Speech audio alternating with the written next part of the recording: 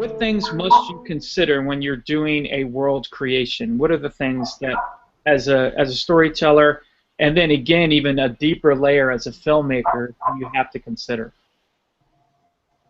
Well, the technology level. Where is this world in in their advancement, historically, and how does it compare to our world? Because I think people really need a point of reference.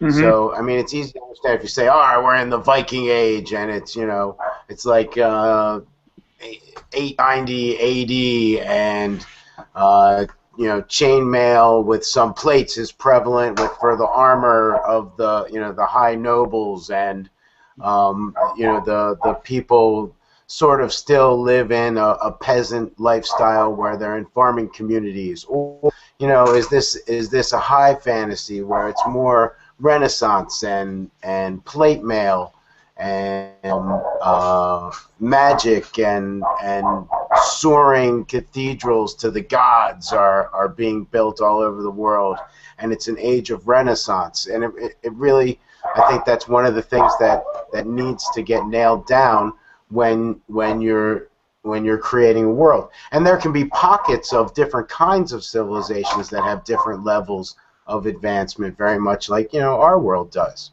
And so you sort of have to pinpoint where in a timeline you are, and that's a good place to start for world creation.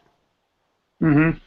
Yeah, I mean, I would totally agree with that. I mean, I think, much like our story, and a lot of people have tried to do in their own way, and even scientifically, is that I felt that we had to go back to really the creation story, if you will, of our world, and what that looked like, and what was at stake, and very much like what Tolkien, I felt, had to do. He kind of had to go back through the Silmarillion and flush out his real deep backstory, so he could figure out in a point of time when the all is lost could be moment, and where good and evil would crescendo, and ultimately evil would be defeated. You really had to flesh that out, and so we've done some cool things like that with flushing that creation story out, and then thinking, you kind of blue sky it at first, and then you go back as a filmmaker and go, okay, what what might we have to control that may not play out on screen? And one of the things that we joke about is, are we going to have accents?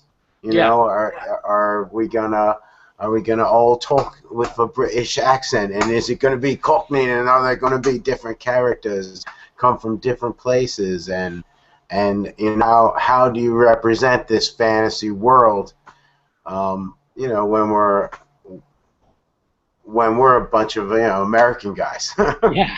Yeah, exactly. And it's funny because we do kind of all associate that European, but you want it to pull off well. You don't want it to. No, you don't. It can be silly, and yeah, can, yeah, and you lose it. And we're trying to strive for a sense of excellence.